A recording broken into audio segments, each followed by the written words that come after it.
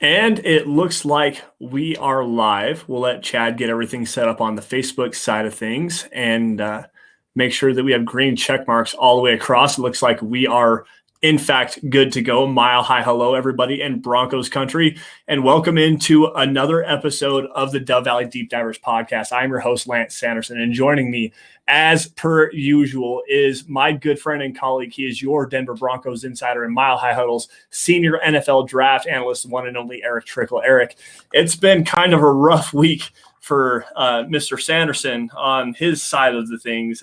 For you, man, what's going on? How we doing? On my end, it's been a little bit of a better week. I mean, we were close, had the day off and everything, so I got to stay home on Wednesday, just spend some time with the daughter and everything, and just have a day off. I mean, it was so nice outside the weekend, and having it split, it was just really nice. And I'm glad I'm not feeling ill like I was last week, and just glad to be back and good and here talking Broncos and everything, and really excited for the topic tonight. It was something I was going to do in an article, and decided that it'd probably be best to do something live for all you guys tuning in with us and just discuss it here with my good buddy and Lance here. I was going to come up with a nickname. Well, Sicky McSanderson is probably the best one. I actually tested positive, so it's been kind of a rough deal with me over the last few days. And it's just great to finally feel back to normal. I got my taste back and everything like that. So I'm doing a lot better as far as that goes. But yeah, man, we've got a great show planned for you guys tonight. We're going to be breaking down some of the Broncos rookies and how they look as compared to the rest of the rookies across the NFL landscape, specifically the top 5 picks, just because what we've seen with, Justin Sternad obviously getting hurt, and Tyree Cleveland has had some limited impact. Most of his impact has come in the special teams game, but specifically the top 5 picks for the Denver Broncos, including the young rookie wide receivers, Michael Ojemudia as well.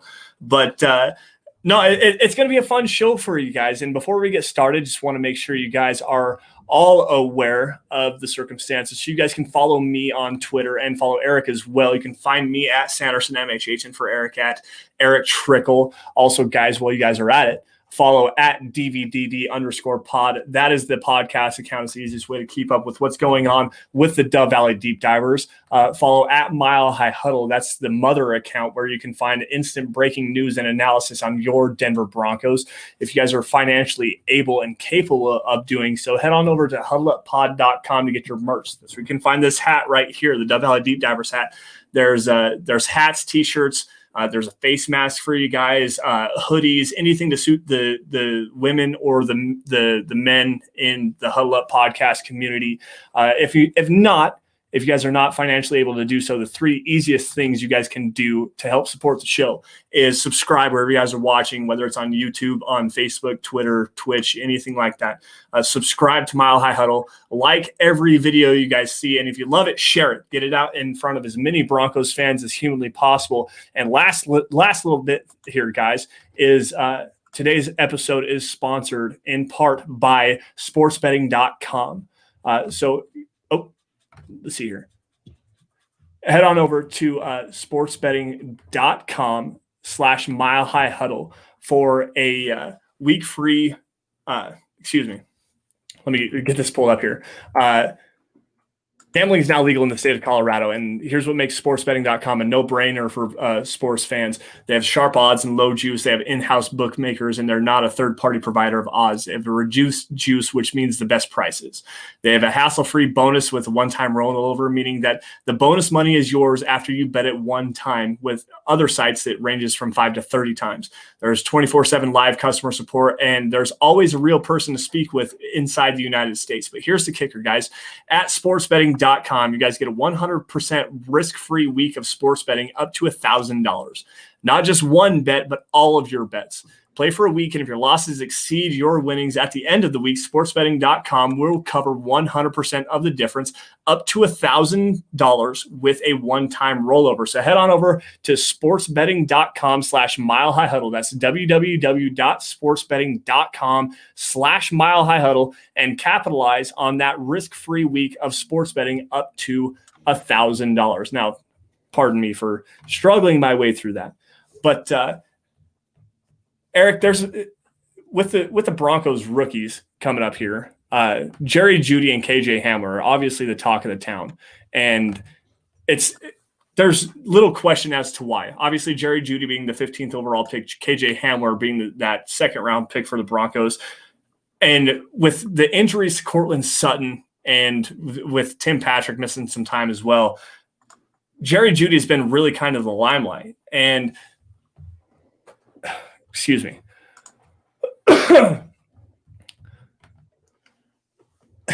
Sorry. Jerry Jeudy's actually been kind of the limelight. He's been really the main focus for the Denver Broncos on the offensive side of the football. Speak to me on what his impact has been as compared to all of the rest of the rookies across the NFL landscape. Well, I mean, he just had his first 100-yard game, right?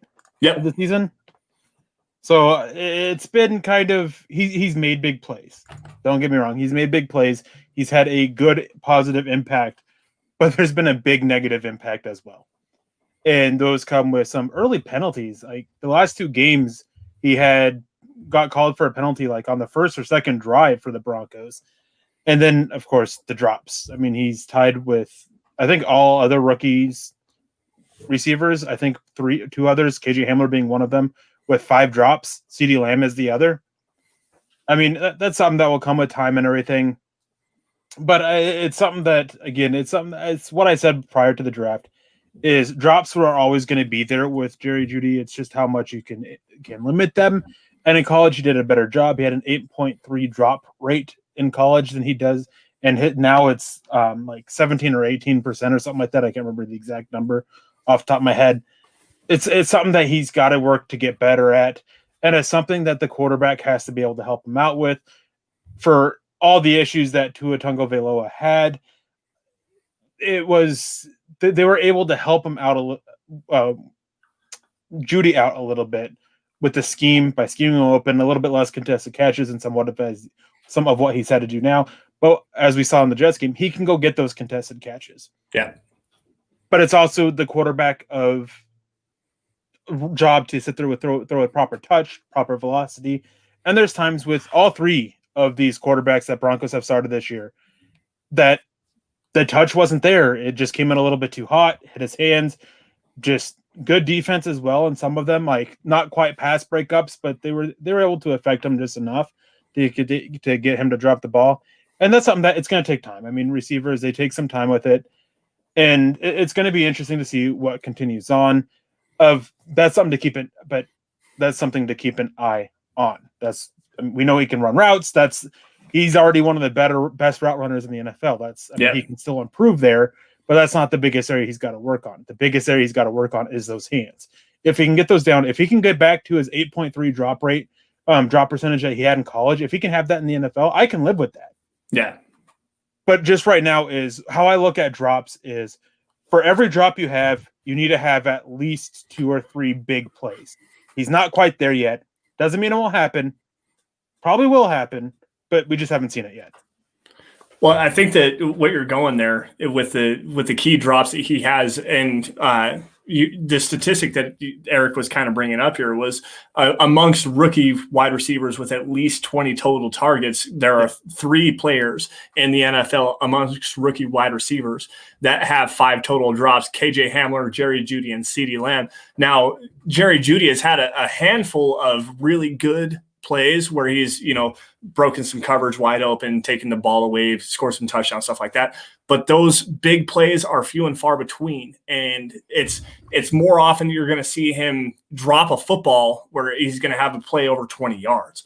And that's the biggest thing. Now, when it comes to other guys in the wide receiver class, you look at a guy like Chase Claypool, who has a plethora of plays over 15 yards. In fact, as far as converting first downs, he's number 6 overall amongst rookie wide receivers. Jerry Jeudy's number 4. But those big plays that Chase Claypool has been able to translate and without the drops has come via the scoring plays. And Jerry Jeudy not being able to translate those big plays across the middle of the field and get big, huge, large gains, whereas he's dropped a couple of footballs. He has like 3 fumbles this year as well. So it's a give and take with him right now. And there are a lot of other players within this rookie class, especially if you want to take a look at like Justin Jefferson, who might be one of the best wide receivers in the entire game right now, like quite honestly, with what he's able to do up in Minnesota. Now, a quick question here.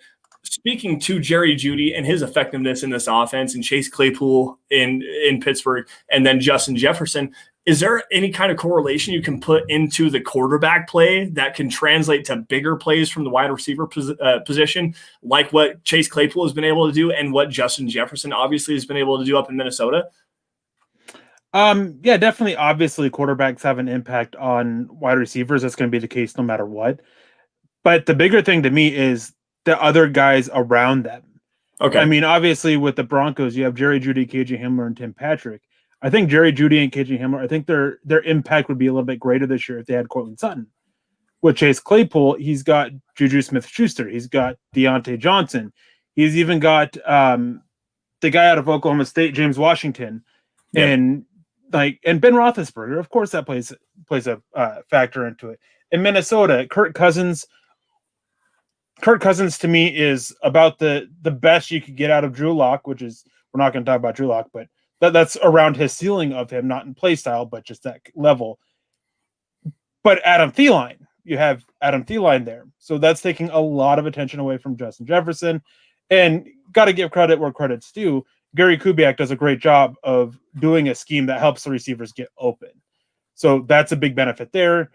And then it's just, it all plays a factor into it. The biggest one, obviously, it does come down to quarterback. Having guys like Brett Rippon, Drew Lock and Jeff Driscoll, all of them throwing you the ball. Obviously, there's going to be a little bit of issues there. And one thing, too, with receivers, I was talking about dealing with the touch and the velocity of quarterbacks is each quarterback, the ball arrives a little bit differently. Yeah. The feel of the ball, of the catch is a little bit different with each one. And this is something that I noticed when I was younger, just playing catch with different people, is the feel of the ball when it hits your hands is just a little bit different for each quarterback. And he's had to go through 3 different quarterbacks trying to figure this out. So there's going to be issues there. There's going to be issues because he's still trying to pick up things about it.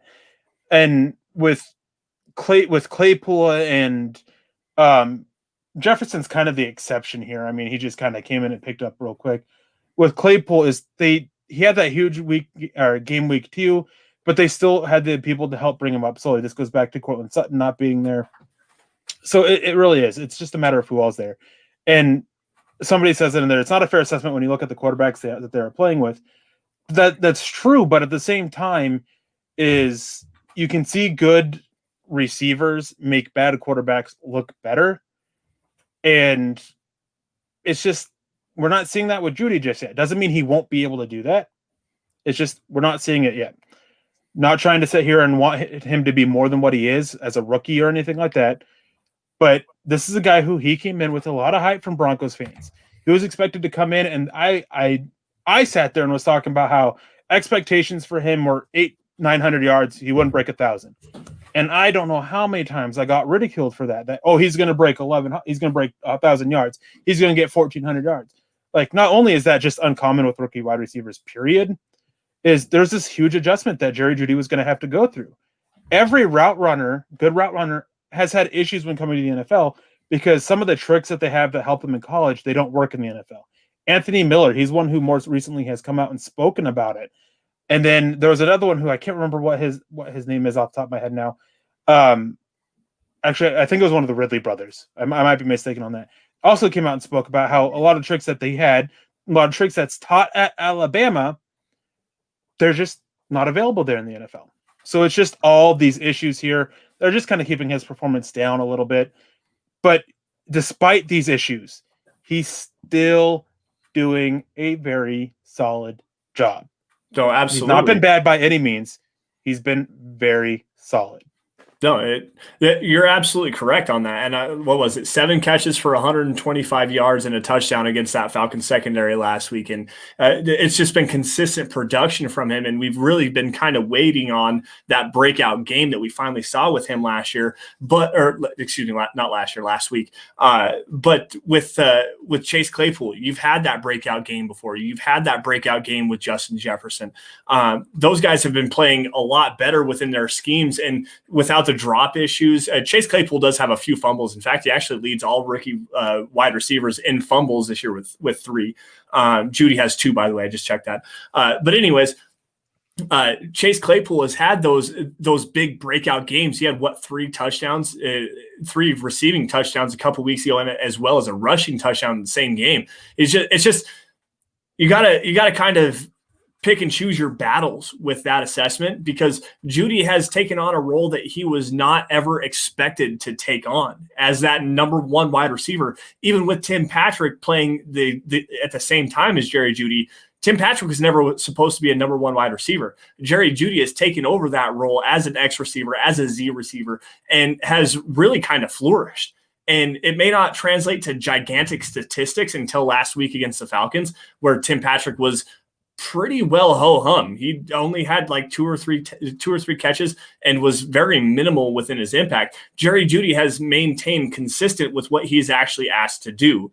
Now, on the flip side of this, the other rookie wide receiver that the Broncos have in KJ Hamler, and this is one that, Eric, you and I have pounded the table for, as the Broncos have been completely misusing. And it's not necessarily because they haven't used him as like a deep threat, which is something that he should be used as, but as just the speed and the misdirection and the decoy that you can use with a KJ Hamler.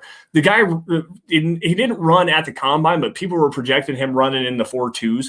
The guy's one of the fastest wide receivers that you're ever going to get your hands on.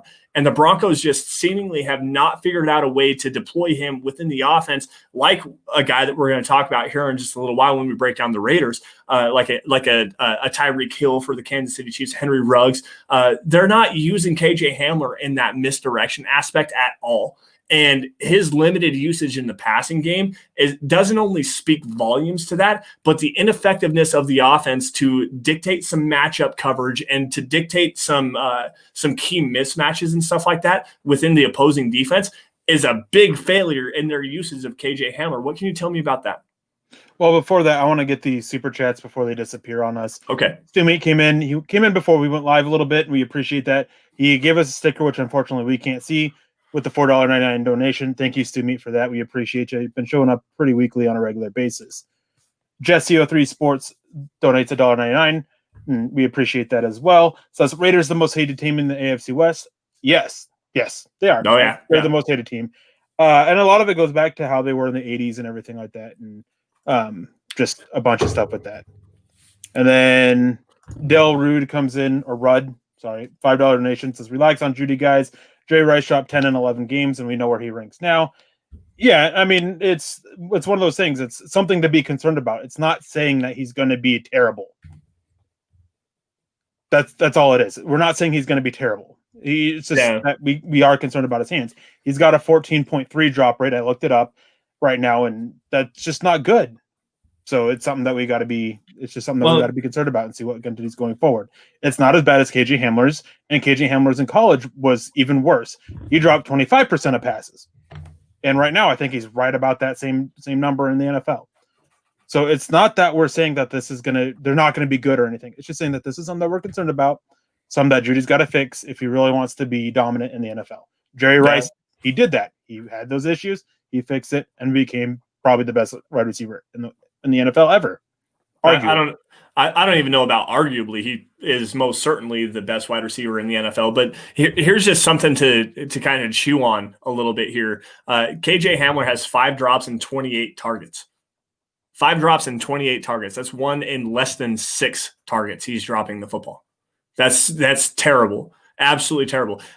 Jerry Jeudy has 5 drops in 58 total targets. That's 1 in just about 10. So it's not that we're bagging on these guys, and it's not that we're trying to say that these guys are not going to be good wide receivers or learn how to grow and get over the rookie struggles and stuff like that. But you can't compare them to, like Jerry Rice.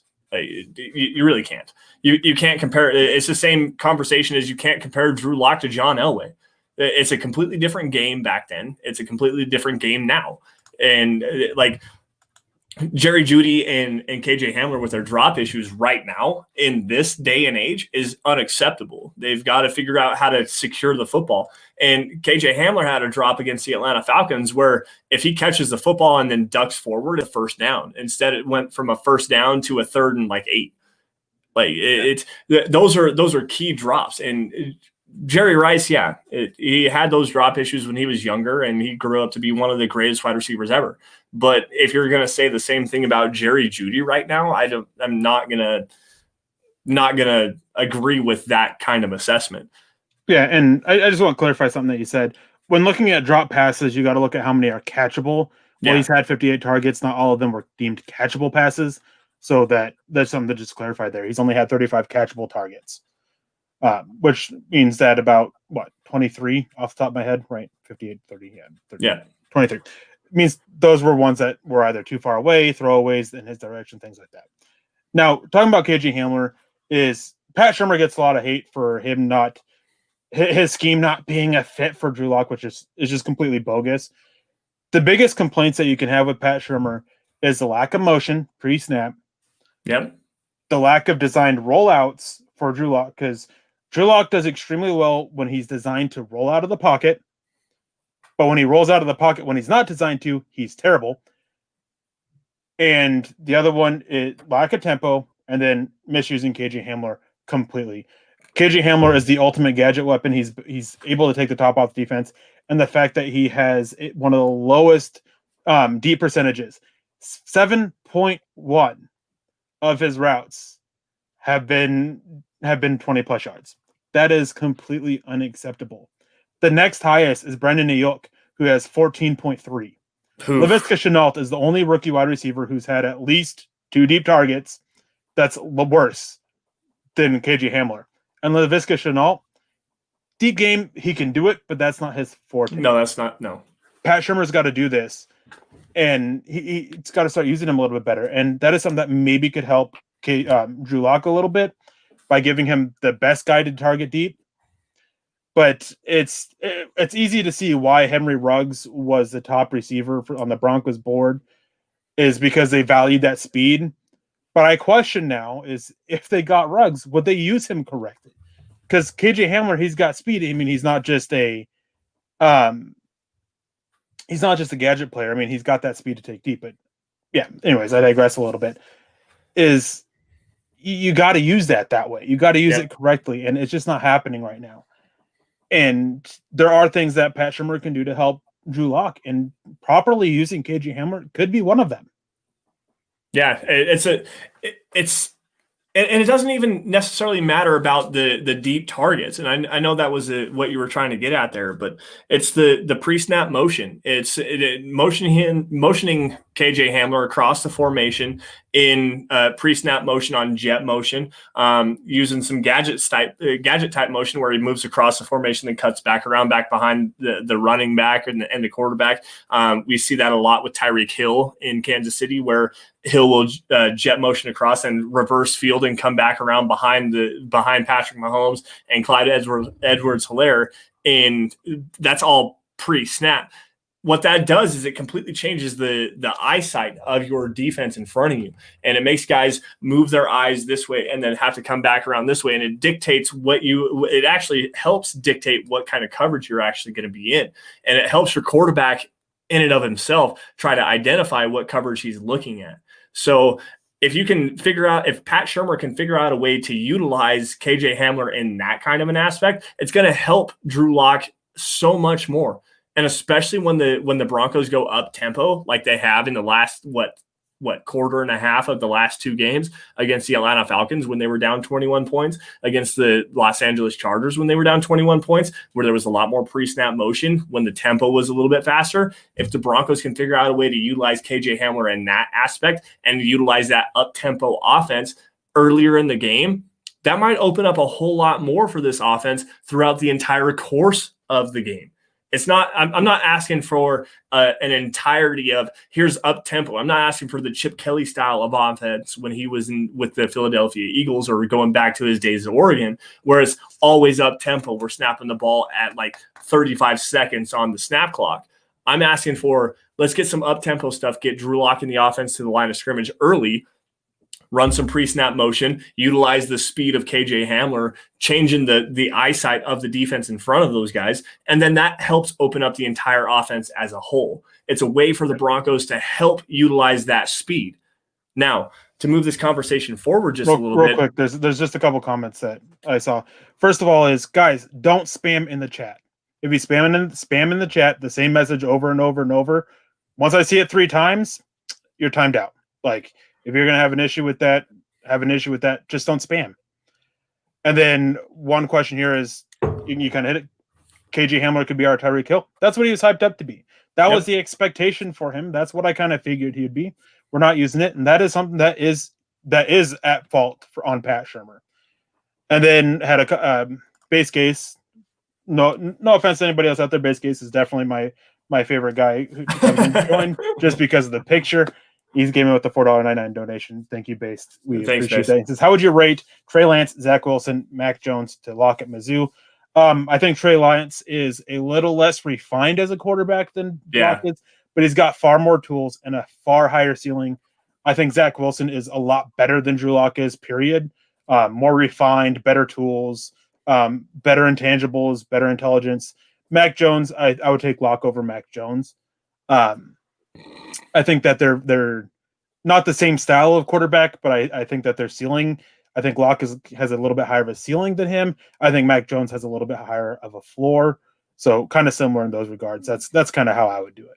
Yeah, and as James Campbell, our friend from across the pond, wants to actually pound the table here. He says, "Give me Zach Wilson, give me." I watched a bunch of the game of BYU versus Boise State last week, and I tell you what, that kid Zach Wilson is the truth, and he's going to be a top 5 pick this coming year. He really is. And then last thing, real quick, is I just want to get this out here, guys. Neither one of us hates Drew Lock. No, we are a fan of the Broncos. We are not fan of the player or the name on the back. It's what's on the front. Yep. Now, the best thing for the Broncos is Drew Lock to be great. Yep. That is the best thing. That means they don't have to go out there. They don't have to find another quarterback. That's what we want. We want Drew Lock to be great. But we're not going to sit here and talk about it's all pretty and roses and sunshine and rainbows and all that stuff with Drew Lock when it's not. That's not who we are. That's not who we are as analysts. That's not who we are with anybody. That's the key. We talk about what we are seeing with him. If it's negative, we're going to talk about the negative. Now, my philosophy has always been is you be brutally honest. You don't push the line of yelling and screaming or anything like that. You be brutally honest. You say where they can improve, what they need to improve on, and what they need to do to see those improvements made. That's all we're doing with Drew Lock. Because we want him to be successful because it's the best thing for the team. Yep. Name on the back doesn't matter to me. It's the jersey. It's the Broncos jersey. That's what I want. I want them to be successful. I want them to go out and win Super Bowls every single year. I want them to win every single game. And quarterback, that's just the most important position. So it gets a lot of attention. And when the quarterback's not playing well, it just gets even more attention. In the last 8 quarters, Drew Lock has played 2 good ones. That's not hating on him. That's just being real about his play. Does that mean that there aren't other variables in play that are affecting him? No. And we talk about those variables as well. We talk about the issues as, while I don't think that the Pat Shurmur scheme is completely unfit for Drew Lock, and I think that's a bogus argument, that doesn't mean Pat Shurmur doesn't have issues. That doesn't mean the injury to Cortland Sutton isn't a part of affecting this offense. That doesn't mean the offensive line isn't having an issue against with Drew Lock or this offense. Doesn't mean the lack of running game. Doesn't mean nothing else is part of the problem. Just Drew Lock is a big part of it because he is one of 2 players who touches the ball every single play. Now, I want to put this one out here for you, and Eric, you're probably going to agree with me on this one. It's scout the player for who he is, not what you want him to be. And I'm going to go back to your number 26 overall prospect from the 2019 overall draft class, 2019 NFL draft class in DK Metcalf. DK Metcalf, you wanted him to be so much more as a wide receiver. You wanted him to be a better route runner. You wanted him to be nuanced in his route running. You wanted him to be able to create separation. You wanted him to have better hands. You wanted him to be all these other different things. But rather than looking at what DK Metcalf was and what he was good at, you decided to go in the what I think he needs to be. So go back to Drew Lock in this conversation. What is he right now? Well, right now he's sloppy with his footwork at the top of his drops. He's not reading the entire field, and he's not hitting the easy throws that he needs to hit on a consistent basis that are regular and necessary to be a quality NFL quarterback. And I just want to interrupt here. And we're not saying that he only takes the short, easy throws. No. It's just finding that balance between the deep shots and the short and easy throws. It's all about the balance there. Well, my biggest thing here is the fact that he will lock onto a boundary read in his first read more often than not than he will actually slide his eyes and side adjust and catch someone coming over across the middle of the field, like what we saw with Noah Fant multiple different times. KJ Hamler, multiple different times. He locks onto the boundary read first, and if the boundary read isn't there, he tucks and runs. And he gets out of clean pockets rather than step up, side adjust, and hit someone over across the middle of the field. That is what he is right now. It's not what he can be. It's not what I want him to be. I want him to be able to step up and side adjust and hit throws over the middle of the field, which when the tempo increases within the offense, when things actually start moving faster for him, when he has to do less thinking. Exactly. He does a lot better in that aspect. Now, what I want him to be is that quarterback in the fourth quarter where things slow down, where he doesn't do as much thinking, where he side adjusts and delivers the football across the entirety of the field, not just to one read on either side. And that's the biggest issue that you have with Drew Lock. It's not what he can be that we are analyzing. It is what he is right now. And that's the biggest thing that you guys have to understand. We don't hate Drew Lock. We don't want him to fail. We don't want to see somebody else. I want Drew Lock to be the guy that you see in the fourth quarter. I want him to be that all the time. Because guess what? If he is the fourth quarter Drew Lock of what we've seen in the last two games all the time, he's going to be a highly successful NFL quarterback for the rest of his career. But until I see that on a consistent level and on a consistent basis, I cannot say that that is who we're looking at. What I can tell you is, like Erick said, over the last 8 quarters, he has 2 good quarters. Over the last 10 games of him as a starter, he has 4 total good quarters of quality, high-quality quarterback play, counting the Falcons game, the Chargers game, and the first 2 quarters of the Houston game. Period. Yep. That is an honest and actual true breakdown of what we're seeing with Drew Lock. And unfortunately, that's not what I want to break down for you guys. I want to break down the good stuff. But if the bad stuff is the majority of what we're seeing, then the bad stuff is the majority of what you're going to hear coming out of our mouths. And this Bam X came in and said Patriots game was phenomenal. It really wasn't. That game was not phenomenal really at all. The drops were bad, but some of those drops were bad reads on his part. Yeah, he locked onto the deep target and didn't look off, and he had an open guy elsewhere. Like we've said this before a couple of weeks ago, and it's why I didn't really want to talk about Lock tonight and kind of getting off track and everything. But that game was full of bad process with bad results. And I'll take good process with bad results all day. I'll take good process with good results, of course. But that Patriots game was a lot of bad process with bad results. Like, it really was not a phenomenal game for him whatsoever. And also is one thing that I absolutely hate when it comes to talking about Drew Lock is the people who throw out completely false statements or false facts. And the Broncos offensive line, they're not helping him, but he's not helping them either. It works both ways, guys. Is the offensive line, they can do a better job of helping him keep pressure off him and everything. But he's escaping clean pockets, putting more strain on the tackles, especially by rolling out, and then getting pressure and throwing the ball away. That's on him. That's not on the offensive line. That is on him. Clean pockets, time is there, but he panics. Yep. So it's got a little bit of give and take there. And the biggest thing is, in that 2019 draft, the player I pounded the table the most for, especially quarterback, was Drew Lock. He was the guy that the quarterback I wanted Denver to take above all others was Drew Lock. So I remember that. It kind of peeves me a little bit when people come in and say that I hate him. It's not the case. And if you think I do, well, I'm sorry. Like, I don't know what else to say. I don't hate the kid. He's a kid. He's a kid who's growing up still and maturing and everything like that and growing to life in the NFL. It is okay to still be a fan and still want the Broncos to succeed and also be critical. And Chase Wellner coming in here before we move this conversation forward, because I'm tired of talking about Drew Lock. Coming in here on Super Chat. I'm with you guys. Keep it real. I want Lock to succeed, but he needs to work on some things, regardless of the adversities that we have had this year. And a lot of those adversities go back to watch the game, guys. Drew Lock, when he plays good, the offense scores 21 points a quarter. Plain and simple. When Drew Lock plays good and the offense is clicking, the offense scores 21 points a quarter. Don't believe me? Look at the fourth quarter against the Los Angeles Chargers and look at the fourth quarter against the Atlanta Falcons. Both of those quarters, Drew Lock played well and the offense put up 21 points. Period. Yeah. Now, to get back to our just last thing on that is Drew Lock is – it just all comes down to the fact that it's what he said. Is when he is hot, he looks like he is the guy.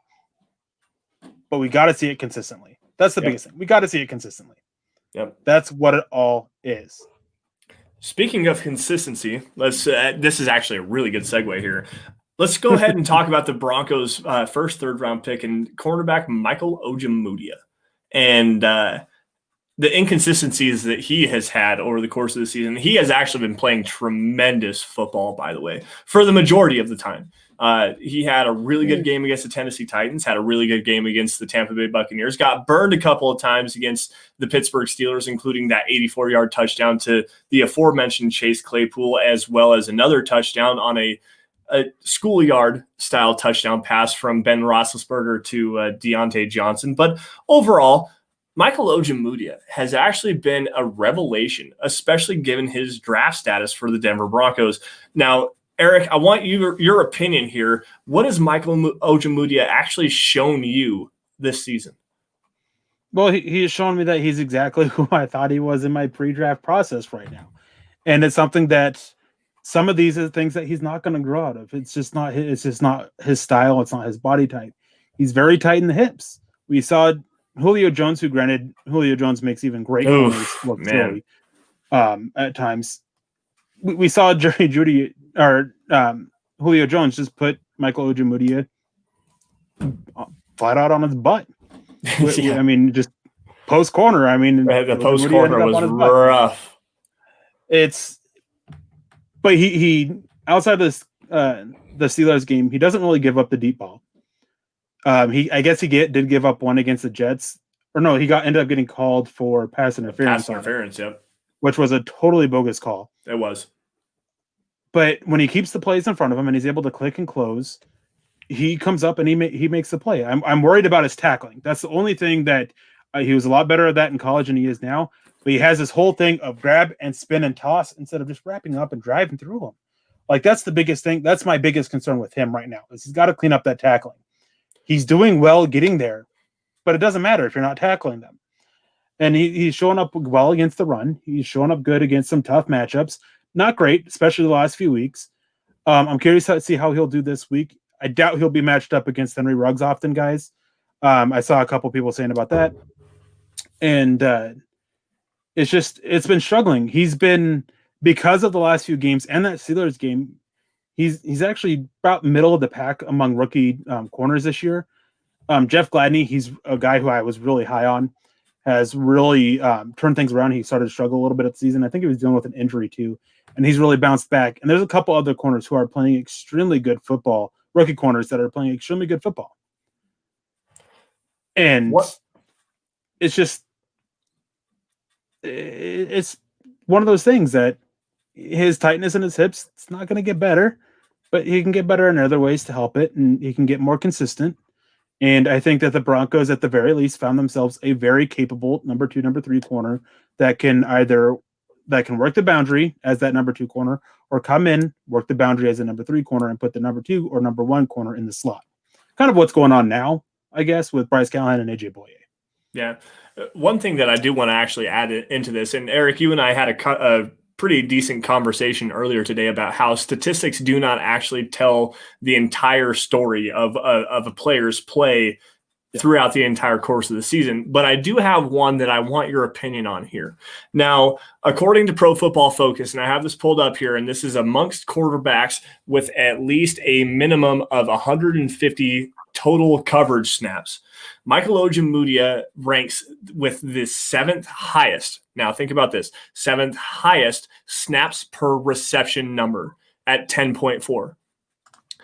Now, he also allows against him is 6.5 snaps per target. So just about 4 more snaps per reception against snaps per target. To me, what that tells me is that even though Michael Ojemudia is being targeted often on the boundary, he's not allowing a lot of receptions based on those coverage snaps. Is there any correlation to his play based on those numbers according to what his play is on tape? I mean, it just really depends on the game. I mean, if you look at the Steelers game, if you look at the Chargers game where he had a rough one, if you look at the Falcons game where he had a rough game, is those numbers, the overall numbers make him look like he's been better than he has been. Okay. But if you look at games like the Buccaneers game, the Jets game, the Patriots game, those numbers make him look worse than he is. Right. So it just goes back to what I was saying earlier. It's about that consistency with him. I mean, and he's a rookie. He's going to have these down games. I mean, even all pro players have down games every now and then. So it's just going to be, can he get that consistency as he goes forward? And just gotta see if he does it. I mean, he's about middle of the pack in most things. The only one that he's really not is NFL rating allowed for rookie corners. One of the other corners that I was trying to think of earlier was Jalen Johnson, who's been an absolutely monster this year. He's probably been the best rookie corner this year. Jalen Johnson has been absolutely phenomenal for Chicago. Yeah. But yeah, it's just, I'm just kind of curious to see, can he get more consistent? That's going to be the deciding factor between if he is that number 2 corner that can play on the boundary full time and then bring in the nickel, or if he's the number 3 that moves the number 2 or number 1 to the nickel. That's going to be the deciding factor. How consistent can he be?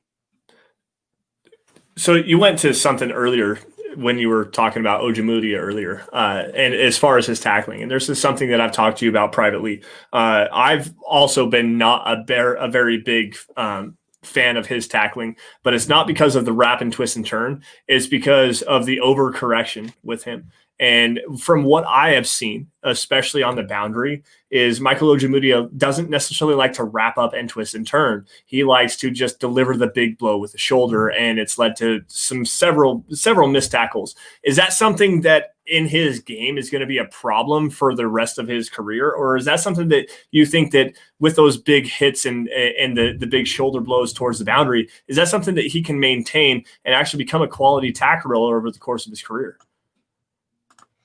It's something that he could definitely improve on and become more consistent as a tackler. In college, this wasn't something that we saw from him do a lot. So I'm not sure why they changed the NFL. I'm kind of curious if maybe like Ed Donatel, Vic Fangio, or even Ronaldo Hill, if one of those guys went and say, hey, we want to make a change to your tackling, and this is kind of what he's taking to. But whatever the case may be, they need to figure it out. They need to fix it, because this really isn't what we saw in college. And just to address this, Jalen Johnson, I haven't heard one thing about him. Well, here, he has the lowest amount of yards per snap allowed among corners who've played at least 50% of 374 coverage snaps. 1.13. The next lowest is 1.32. That's Troy Pride. Michael Ojemudia is 1.41. That's 4th. In snaps per target, he's getting targeted quite a bit. He's 3rd in that, just above Michael Ojemudia at 6.5. Jalen Johnson at 7.0, which means he's getting targeted about every 7 coverage snaps. But snaps per reception, this is the big one. This is how many snaps between receptions he's allowing. 13.9. That's top in the NFL. That's 3.5 points higher than Michael Ojemudia. Yep. Jalen Johnson has been playing great. He's been getting a lot of talk about actually out there, so I'm not sure how you haven't heard anything.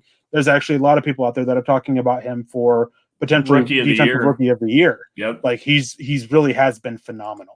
Yeah, Jalen Johnson has been absolutely phenomenal. That's the guy that I know that you, Eric, personally was one of the guys that said that would fit Vic Fangio's scheme specifically. And then I know that Nick Kendall of the Building the Broncos and Mile High Insiders podcast was pounding the table for the Broncos to go and get Antoine Winfield specifically and Jalen Johnson. You put those guys in the Broncos secondary, and I mean, look at what Antoine Winfield has been able to do for the Tampa Bay Buccaneers. That's another guy that is up for Defensive Rookie of the Year right now.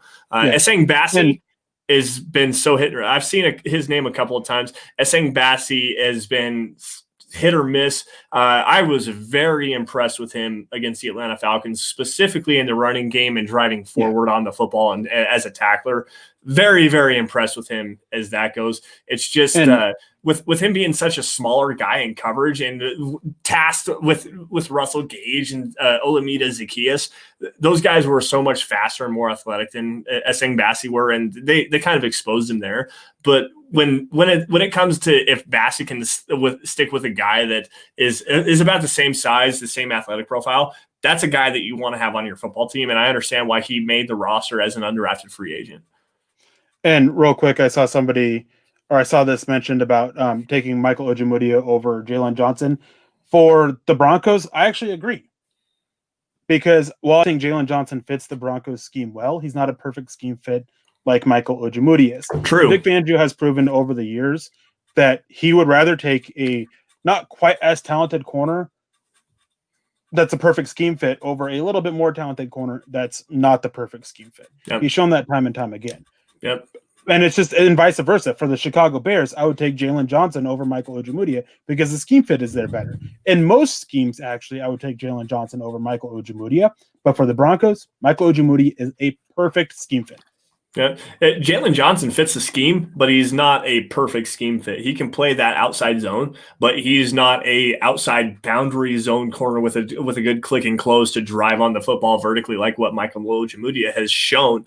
And the fact that Ojemutia's got his hands on a handful of footballs, he's got a couple of dropped interceptions. Well, he had one that was a tremendous interception against the Titans that was taken away from him on a dumb, boneheaded penalty by Alexander Johnson. The dropped one, regardless, Jalen Johnson doesn't have a click and close, which is necessary in this cover four scheme that Vic Fangio wants to have. He's more of a body up and go up and get the football. He's more suited towards a cover three and a true man style coverage cornerback than what Michael Ojemudia is. However, Jalen Johnson could have fit in what Vic Fangio wants to do. So it's picking nits at that particular point, like splitting hairs. Like either one is a great player. Ojemudia doesn't have quite the coverage right now just because he's been picked on a little bit. And also the Broncos defense hasn't created a whole bunch of turnovers outside of Justin Simmons, who has had, by the way, back-to-back games with an interception. But the Broncos defense hasn't created nearly as many turnovers as the Bears defense has, at least to my knowledge. So that's a big thing there. And Jalen Johnson has been tremendous for that Bears scheme. Real quick, and since we're talking about coverage real quick, Jay Steelos asks, will Bosby play this week? I heard he's injured. He won't play this week, but it's because of all the stuff with what's going on in the world, all the testing precautions and stuff like that. They've got procedures and all protocols. That's why he won't play this week. But yeah, I don't think he's hurt. No, he's got to go through testing protocols, which is weird because he just got released from the Cardinals and the Broncos were awarded him on waivers. So I'm not sure why the protocols of him being able to suit up for the Cardinals last week and then being released and then I don't understand how all that works. But anyways, whatever. Let's get to Lloyd Cushenberry. Yeah, we got Lloyd Cushenberry, McTelvin Agim, and Albert Okwuegbunam here. I'm just going to kick it off with Lloyd Cushenberry here. Sorry to steal the mic from you, but Lloyd Cushenberry, among rookie interior offensive linemen this year, he's been the worst. There's no other way to put it. He's been the worst run blocker. He's been the worst pass protector. He's just been bad. Doesn't mean he can't get better. He's very of all rookie interior defensive linemen, he has been the worst. That doesn't mean he can't get better.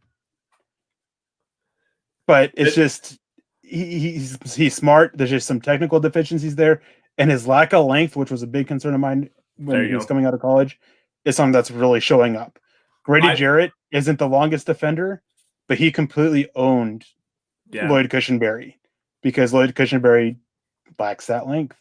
And that's a fair point. That was something that you and I talked about last week, actually, and it was the one of the big key matchups for me to watch against the Atlanta Falcons was Lloyd Cushenberry against Grady Jarrett. However, it's been a hit and miss bag because Lloyd Cushenberry early in the season, especially against the Pittsburgh Steelers, was absolutely atrocious.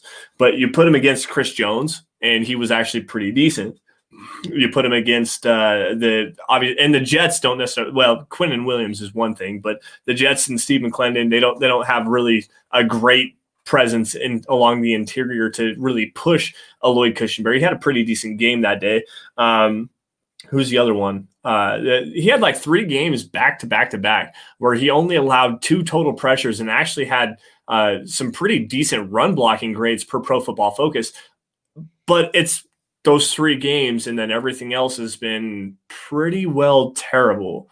So I'm curious as to why you say that he has been the absolute worst interior offensive lineman as far as rookies go in the NFL. Because outside of 2 games, he's been terrible.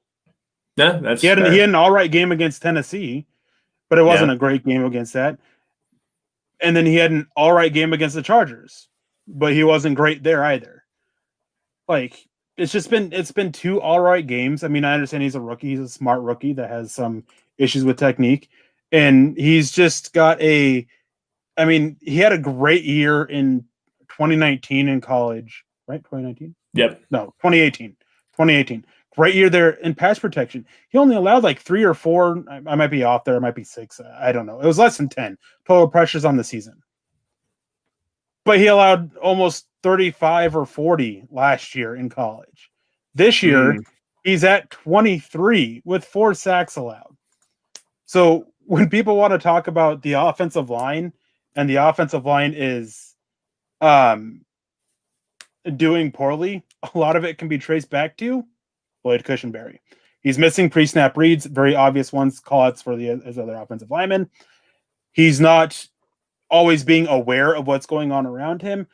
And oftentimes, based off of who the Broncos are playing, he's often considered the free blocker, which means he doesn't have a man up on him. He's either to go help double team with Graham Glasgow or Dalton Reisner, or keep an eye for a late blitzer or a stunt. But he's not. And he's just getting split between Glasgow or split between Reisner, and he's just not playing well. Yeah, and that's totally fair. As I said before, he's a smart guy. I think that he will totally turn this around and start playing better, but it doesn't change the fact that right now he's playing terribly. James actually has an interesting question, and I want to take the reins on this one. Would the Broncos be better putting it Cushenberry at right guard and Glasgow at center? No. Quite honestly, no. I would much Cushenberry's why.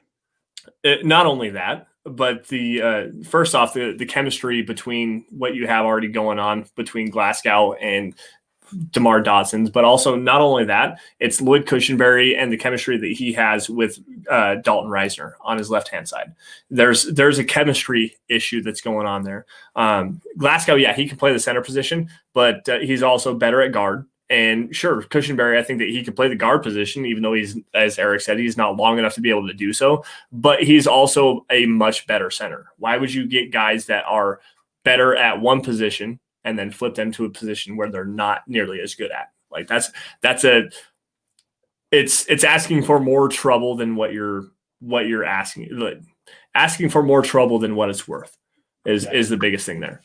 I mean, if you want to move Glasgow to center, then you'd want to be inserting either Schlottman, who after the couple games he said I wouldn't want to put him back out there as a full-time job, or Nathaniel Moody. That you'd be wanting to insert one of those guys. I just don't think that Cushenberry is a guy that can handle up at guard. I think the physicality he has is a little bit lacking, but it all comes down to the length for me. Now, McTelvin Agim.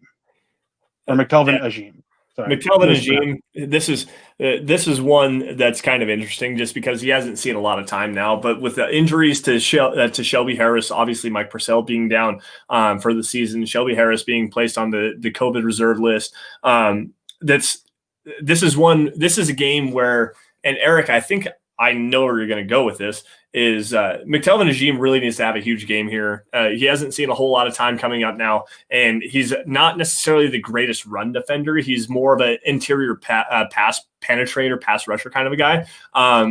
So, Eric, what exactly do you have on McTelvin Agim, and what does he need to do this week for the Denver Broncos? Well, first of all, you say that he's not the best run defender. He's got a 5.6 run stop percent, actually, which is top 10 among rookie interior defensive linemen. With how many snaps? Any. Of any. Okay. And he, just mind you, hold on, let me find his name. I mean, he's only played 18 run snaps. There's only 2 players above him who've had more. Carlos Davis, who's only played 8, he's at 12.5. He's actually top. And then Marlon Davidson, who's just above him, has 6.3. So if you cut it down to 18 right where he's at, he'd actually be 7th. But anyways, 7th. But the biggest thing for him is what he offers up as a pass rush. Yeah. And as I do every week, I do a rookie to watch. And spoiler alert, McTelvin Agim is the rookie to watch this week. And the biggest reason why is what he can do as a pass rusher. He is 2nd in the NFL among all rookie interior defensive linemen in pass rush productivity at 5.8. James Lynch, a guy who I really liked and wanted Denver to draft, leads the NFL. Right? Huh? Out of Baylor, right? Yep, out of Baylor. And what pass rush productivity is, it takes into how many pressures you're getting and factors that against how many snaps you're playing. So while he's only played 26 total pass rush snaps, he's gotten 3 total pressures. Now, James Lynch, he's only played 15 pass rush snaps and got 1 pressure. So he's getting a little bit more, being a little bit more productive there technically. But yeah, I mean, that's what it comes down to. He's shown he can do it. But again, this keyword that I have, as Nick Kendall likes the word nuance, I like the word consistency. That's what it all comes down to. Great players are typically consistent. Players who a lot of fans like that are just all right or good typically lack that consistency. They'll probably be great for 5 games and then bad for 3 or 2. So we got to see McTelvin Agim have that consistency, especially against the Raiders, because Derek Carr is a completely different quarterback when under pressure. And the biggest thing is he doesn't really use those legs of his to buy more time, which is the best friend for an interior defensive lineman. When that article and the video gets published, guys, make sure you guys check it out because I go a lot more in depth about that. Yeah, so I want to actually kind of expand on that and so I actually have an article up on milehighhuddle.com right now, 3 key defensive matchups to watch, and one of those is Deshaun Williams, defensive lineman, against Rodney Hudson, the starting center for the Oakland Raiders. And this is where McTelvin Agim is going to see a lot of his time against one of the best centers in the NFL as far as pass protection goes. He's been one of the best centers in the NFL over the last 10 years. Now, where Rodney Hudson is not very good is against the run. The Raiders are averaging only 3 yards per carry, or less than 3 yards per carry, to the A gaps. So 2.9 to the left, 2.7 to the right. Yep, there you go. So less than 3 yards per carry to the A gaps. That means to the right or the left of the center. So Rodney Hudson is not doing nearly a good enough job. Now, if McTelvin Agim at that 5.6% run stop percentage is the guy that everyone wants him to be, that's where he's going to be the most effective, is going against the run. However, that's something that I want to see on a more consistent basis. And it's something that we haven't seen yet just because McTelvin Agim hasn't played hardly at all. He only has so Eric, I know you have those stats pulled up. How many total snaps has McTelvin Agim played this year? 57. Yeah, 57. Total, including special teams. 45 on defense.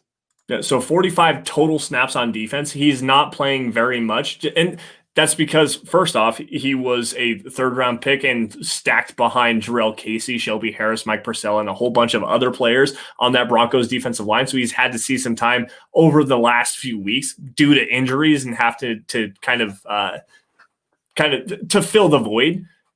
But with McTelvin Agim right now, if he can come in and show some run stuffing prowess and get off on a quick get off and show that elite hand fighting, man, he was so good at hand fighting. Yeah, that's the big thing. But anyways, if he can show that elite first step quickness, and hand fighting against Rodney Hudson, a guy who's one of the best pass protecting centers that we've seen over the last 10 years, and also a terrible run blocker. If McTelvin Agim can come in and force some quick interior penetration, he can blow up the Raiders' offensive game plan. Plain and simple. That's the guy to watch. Yeah. And Bama came in before we get out of here and get to our last guy. He's the dollar donation saying good content tonight, guys. Thank you, Bama X. We appreciate that. And glad you like the content. Yeah. I see some talking about Trent Brown. Trent Brown is unlikely to play. He's still on the reserve list for the thing we can't mention. And Corey Littleton is as well, which just briefly, Corey Littleton not playing actually is bad for Denver because he's been really bad this year. Yes, it is. But before we get out of here, the last rookie that I want to talk about was Albert Okwuegbunam. And the biggest reason why I want to talk about him is because before he got hurt, he was looking to be the best rookie tight end in terms of receiving. His blocking has been bad. I mean, it's exactly what we thought it was coming out of, or at least I thought it was coming out of college. Not that great. But he did show off a little bit more as a receiver, which is the big thing I wanted to see.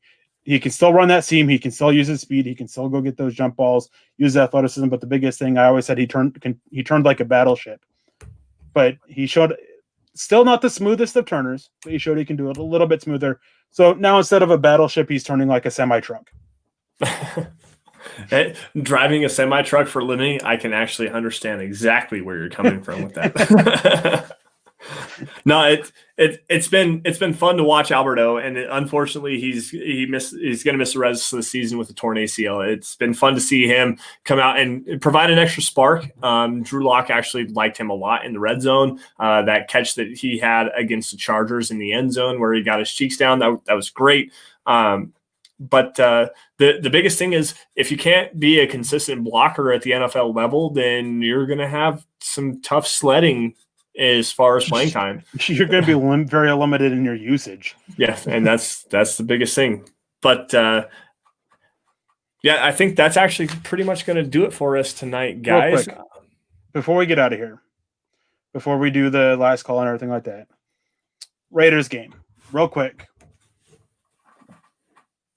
Who do you think wins? And just a quick reason why, without going into our predictions piece, which you guys can check that out. It's up at milehighhuddle.com. But yeah, who do you think will win this Raiders game, and a little bit of reason why? So a lot of it comes down to the absence of Jurrell Casey, Mike Purcell, and Shelby Harris up front. And what has happened with the Broncos in defense in the running game? They allowed 200 yards to the Los Angeles Chargers, over 100 yards against the right at 100 yards against the Atlanta Falcons, a team that they didn't actually have to run the football against the Broncos. But you have Josh Jacobs coming in, and he is a top 3 running back in the NFL right now in terms of yardage. If the Broncos don't stop the running game, which I don't think they're going to be able to, the Raiders run all over the Broncos. Plain and simple. I have it right now, 31-19, Raiders over Denver. And as unfortunate as that is, I think the running game for the Raiders, setting up the play action game with Derek Carr, and as efficient as he is as a passer, I'm coming at you, Eric, on that one, by the way. As efficient as Derek Carr is as a passer, and the inefficiencies of the Broncos offensively, it's going to be too much to handle. And 31-19 Oakland or Las Vegas, excuse me. My biggest thing is I think the Broncos will struggle to get consistent pressure on Derek Carr. And when you don't get pressure on Derek Carr, he will tear you up. Yep. And I think that with the weapons that he has, they just have so many favorable mismatches against the Broncos defense. I mean, Henry Ruggs, Darren Waller, Hunter Renfrow, and Josh Jacobs, and the other receiver they have, whose name is not Nelson Aguilar, who also provides another mismatch for it. Brian Edwards. Yeah, Brian Edwards. Yeah.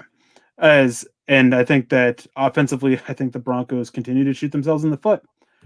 Not trying to hate on Drew Lock. I think that this defense, and it's not so much a fault of Drew Lock in this thing. I think that John Gruden, I think that the defensive coordinator there, whose name it escapes me, Paul Gunther. I have a lot of respect for what he does for coverages, and he's slowly becoming a pretty tough defensive coordinator for young and experienced quarterbacks to go against. I think that they'll throw some stuff that will confuse Drew Lock a little bit, cause a couple turnovers, and I think that not just Drew Lock, I think other Broncos on offense will be credited with a turnover, at least one. And I have it in my predictions piece, which I mentioned. I sent the leak in the chat. Sorry about that. I think Melvin Gordon has another fumble in this one. I have them trouncing the Broncos, and I really hope I'm wrong. Unlike last week where I had Denver beating the Falcons and ended up being wrong. This time I hope I'm wrong instead of last week. Yeah, same. And as I usually always say during Raiders week, quadruple F the Raiders. But anyways, guys, that's going to wrap it up for us today on the Dove Valley Deep Divers podcast. You guys can find us on Twitter by following me at Sanderson MHH, and for Eric at Erick Trickel. Make sure you guys are following at DVDD_pod. It's the easiest way to keep up with what's going on with the Dove Valley Deep Divers. If you're at it, why not follow at Mile High Huddle and keep up with what's going on, instant breaking news and analysis of your Denver Broncos, and also the easiest way to keep up with what's going on with the entire Huddle Up Podcast Network. If you guys are financially able to do so, head on over to huddleuppod.com, get yourself a hat, get yourself a t-shirt, get yourself a face mask. There's a hoodie, coffee cups, anything to suit your guys' fancy for the guys, for the gals. If you're not able to do so, the three easiest things you guys can do to help support the show is subscribe wherever you guys are watching this, on YouTube, on Facebook, Twitter, Twitch, wherever you're at. Subscribe to Mile High Huddle. Like every video you guys see. And if you love it, share it out to as many Broncos fans as you possibly can. Now, Eric, before we get out of here, hashtag any last words? Actually, yeah, just a couple comments. We got one late super chat. Oh, hey, Richie. Richie Rich says, awesome show. Love the detailed conversation. Thanks. We appreciate your donation. And we didn't come up with the name Dove Valley Deep Divers for no reason. We wanted to be those guys that dug in deep. It's why we get a lot of hate for being haters. But we're just looking at the statistics. We watch the tape. We break down the tape and everything like that. We like being able to do that deep dive for you. And while this format makes it a little bit more difficult than the old recorded format, we both really like doing this. Yeah. And then definitely great show. Click the little thumbs up. Go Broncos. And then Rebels Legacy. I saw your comments throughout the night, and there was definitely a lot of agreement between you and I with what I was saying, and I saw your comments again. And he says, appreciate the show, guys. Love the content and discussion. Amen. We appreciate that. I really appreciate that. Yeah. Nothing is better to me than being able to disagree, still be respectful. And when you guys disagree with us, that you guys still at least like the show and appreciate it. Like, that's just big to us. And then second to last one, Miller, I wish I was as confident as you. I really hope that's what the score ends up being. Yeah, me too. Greg Smith, enjoy your weekend, fellas. And to everyone in the chat, you guys enjoy your weekend. And Lance, you enjoy your weekend as well. Though I'm sure I'll be bugging you throughout it. Oh, yeah. I am not necessarily looking forward to it, but also at the same time, I'm looking forward to being able to at least continue on with our conversation about tonight. So anyways, with that, guys, make sure that you all, please, and I beg this of you, stay safe, take care of yourselves, and have a great weekend. Don't run down with the thing that has been destroying me over the last week. I'm telling you right now, it's been He not feels fun. Like he got hit by a semi-truck. His own semi-truck. Yeah, and the breathing and yeah, it's not fun. Anyways, guys, stay safe, take care of yourselves. We will see you guys next week, and above all and everything else, go Broncos. Have fun.